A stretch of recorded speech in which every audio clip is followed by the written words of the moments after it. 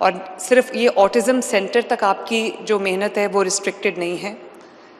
پنجاب بھر میں ہمارے جو سینکڑوں سینٹرز آف ایکسلنس ہیں اسپیشل چلڈرن کے لیے، وہ آپ نے بنائے، ان کو انجام تک پہنچایا، ان کو بہترین فیسلٹیز دیں، اور 30,000 بچوں کے جو اپنے سرجریز کے لیے ویٹ کر رہے تھے، چاہے وہ کاکلیئر امپلانٹس ہوں یا وہ کوئی بھی ہیئرنگ ایڈز ہوں، ڈیوائسز ہوں، کوئی زخم ہوا ہو وہ 30,000 بچوں کی جو آپ نے سرجریز کرائی ہیں اور ان کو ایک نارمل لائف کی طرف آپ لے کے آئی ہیں، آپ کو اللہ تعالیٰ کا بہت شکر ادا کرنا چاہیے. So very well done. اور میں آج آپ کو یہ بھی کہنا چاہتی ہوں، ابھی وہ جو ایک آٹسٹک بچے کے دادا اور دادی مجھ سے بات کر رہے تھے، تو انہوں نے مجھے کہا کہ اللہ تعالیٰ نے آپ کو چن لیا ہے اس کام کے لیے. میں اللہ تعالیٰ کا جتنا شکر ادا کروں. آج اس کو دیکھ کے یہ ایک معجزے سے کم نہیں ہے یہ بلڈنگ جو آپ کے سامنے کھڑی ہے، اور اس کے اندر جو میں فیسلٹیز دیکھ کر آئی ہوں، یہ ایک معجزے سے کم نہیں ہے، یہ ایک مارول سے کم نہیں ہے دنیا میں. اور اس میں جس نے اپنا حصہ ڈالا ہے، چاہے وہ اس نے اپنی رسپانسبلٹی سمجھ کے ڈالا ہے یا اپنی جاب سمجھ کے ڈالا ہے، میں اس کو یہ بتانا چاہتی ہوں کہ اللہ تعالیٰ نے آپ سب کو اس کار خیر کے لیے چنا ہے، اور پتہ نہیں اس کے بدلے اللہ تعالیٰ آپ کو کتنا نوازے گا. سہیب بھرت CNW کے جو منسٹر ہیں، میں ان کے سیکرٹری سہیل اشرف کو، یہ میری سٹار ٹیم ہے ماشاءاللہ، میں ان کو شاباش دینا چاہتی ہوں. سینئر منسٹر، آپ نے قدم قدم پہ جس طرح نہ صرف میری معاونت کی، میرے اس خواب کو حقیقی شکل دینے، اور جس طرح آپ نے اس کے سارے جو چیلنجز تھے ان کو آئرن آؤٹ کیا، مجھے کہیں بھی کوئی پرابلم نہیں آئی، کوئی ہرڈل نہیں آئی. اللہ تعالیٰ آپ کو اس کی جزا دے. میں آپ کی بہت شکر گزار ہوں. اور اسی طرح جو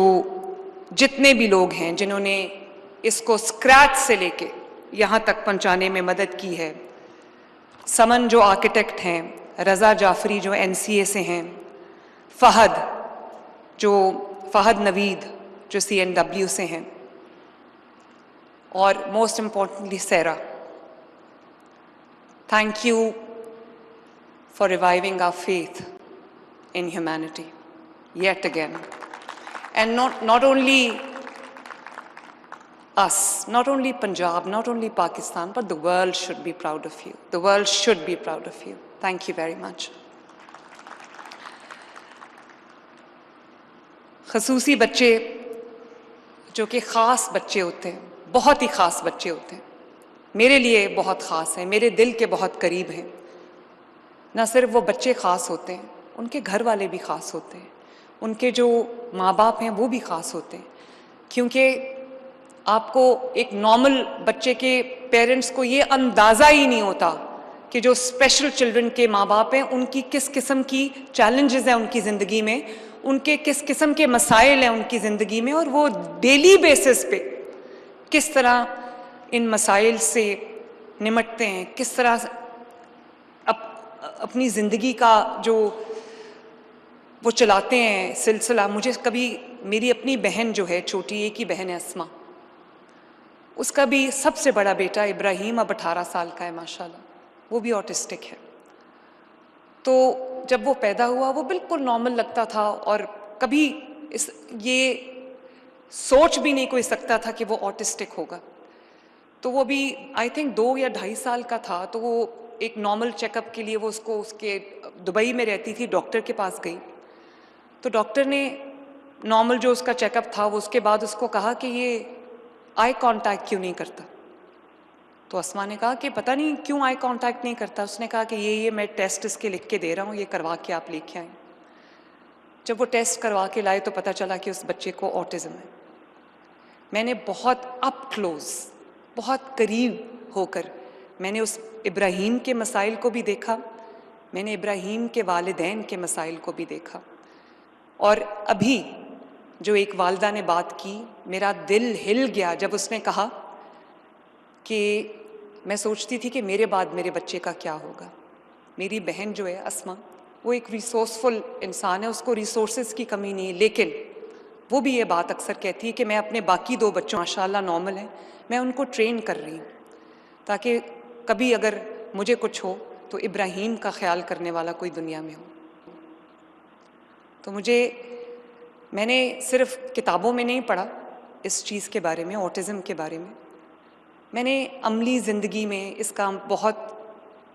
اپ کلوز اس کو دیکھا ہے، میں نے اس کو بہت کلوزلی آبزرو کیا ہے اور میں اس کا حصہ بھی ہوں۔ میں خصوصی طور پہ ان والدین کے لیے جو اسپیشل افراد کے، اسپیشل بچوں کے والدین، جن کو صرف اسپیشل بچوں کے مسائل کا سامنا نہیں ہے، ان کو روز مرہ کے بھی مسائل کا سامنا ہے، جنہوں نے اپنے روزی روٹی کو، اپنے روزگار کو بھی دیکھنا ہے، گھر کے کاموں کو بھی دیکھنا ہے، اور ان کے پاس کوئی ہیلپ نہیں ہے، ان کے جو وسائل ہیں وہ محدود ہیں، ان کے ریسورسز محدود ہیں۔ اور بہت سارے بچے ایسے ہیں، آٹزم کی بہت اقسام ہیں، بہت ٹائپس ہیں آٹزم کی، مائلڈ سے لے کے ماڈریٹ، اور ماڈریٹ سے لے کے بہت جو ہائپر ہو جاتا ہے۔ تو کئی بار تو ماں باپ کو پتہ ہی نہیں چلتا کہ بچے کو آٹزم ہے، وہ ان کو ان کا ایک یونیک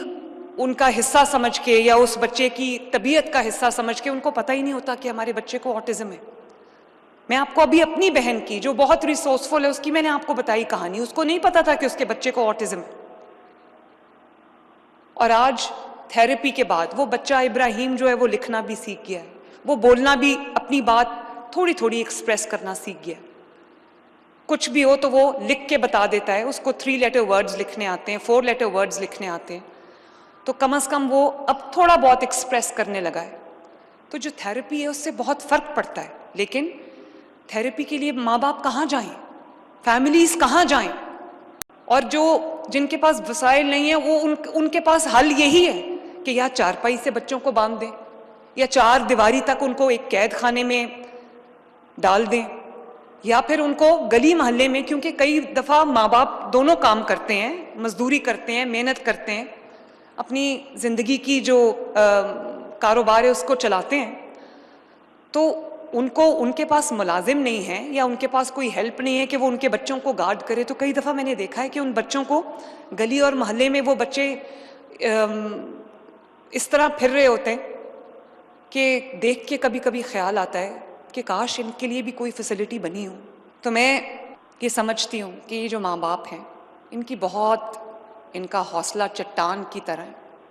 یہ روز ایک مشکل کو اپنے سامنے دیکھتے ہیں، ڈیل کرتے ہیں اس کے ساتھ، اس چیلنج سے نمٹتے ہیں۔ تو میں آج اگر ریاست نے ان ماؤں کا تھوڑا سا بوجھ بانٹا ہے تو مجھ سے زیادہ آج اس کمرے میں کوئی خوش نہیں ہے۔ ریاست کا کام جو ہے وہ صرف سڑکیں بنانا یا ٹرانسپورٹ دینا